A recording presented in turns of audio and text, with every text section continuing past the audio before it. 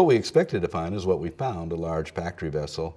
We'd seen a lot of big Russian and Polish drag trawlers, so they pretty much looked the same way. The only difference is you had these hunter-killer boats with harpoons that were running around. It's sort of like a wolf pack in a way, that was all centered around that factory vessel. We had 3 Zodiacs running in front of them, and suddenly, there's this explosion, and the harpoon flew through the air and slammed into the backside of this whale, this female whale, and she screamed. It was like a woman screaming. There was a whale thrashing around, there was blood, there was foam. The sea was suddenly a frenzy of blood and foam and thrashing whale. And the Russians loaded a second harpoon, and the whales had come around to help the female, which we had heard they would do, and obviously the whalers knew that they would do this. So they'll shoot a female whale, and then when the bull whale comes to help the female, they'll shoot the bull whale. And that's exactly what they did, and they shot the bull whale. You cannot imagine it unless you see it. It's just unbelievable, and it's so terribly cruel because the whales are grieving. I mean, marine mammals of all kinds have many of the same qualities as all mammals do, of course. And there was this horrendous explosion, and another scream as the whale fell back into the water, and there's blood everywhere. And I saw him dive, and there's a trail of bloody bubbles coming towards our Zodiac, and he came up and out of the water at an angle so that he would fall over on top of us. And as his head rose up out of the water, I was looking right into his eye, which is right there. And I felt that he understood what we were trying to do, because with a great deal of energy, he fell back and began to slide back into the sea again instead of falling on top of us. And then he died. He could have killed us and chose not to do so. I felt personally indebted to that whale for the fact I'm still alive. It never came for us. It never tried to hurt us. I've always wondered, did the whale know that we were not the enemy, that we were their friends?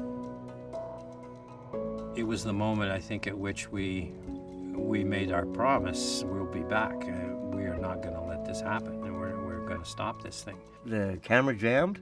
I guess you've heard the story from different people, eh? Well, anyway, Ron Precious was saying, we've only got so many minutes of film left. It's got to happen now, or we're going to be out of film. I think they had 12 seconds left at one point. One Zodiac, the one with Paul in it, pinched the cord, and it stalled out. We could see him trying not to use the camera, and suddenly it jammed. So all these strange things of the Zodiac jams up, then the camera jams up, and it just starts rolling. It started rolling after he was shaking around, just as the harpoon goes. And he was able to just swing it around and catch it, and it was just perfectly done. And then there was no more film. But we got it. And so magic did happen. It was just... I think the warrior of light kind of thing, the gods looked favorably upon the situation at that point. Fred got the shot. We had spent 2 years setting this up to get this shot and to blockade the whales, the whaling boats, to save these whales and to get the shot of them trying to kill a whale with us in the way. We got the shot.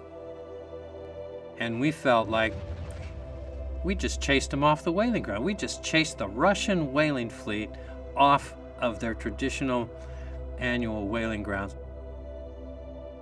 We realized this voyage cemented our life's work. That our life was going to be about following through with this commitment to save wild nature, and for its own sake, not just for our sake, not for our enjoyment, but for its own sake, to save wild nature, to restore and preserve this beautiful, sacred living world. Essentially, I think of that moment, that was the moment that launched the modern environmental movement. That was the point at which this idea of a global environmental movement, global ecology movement, occurred.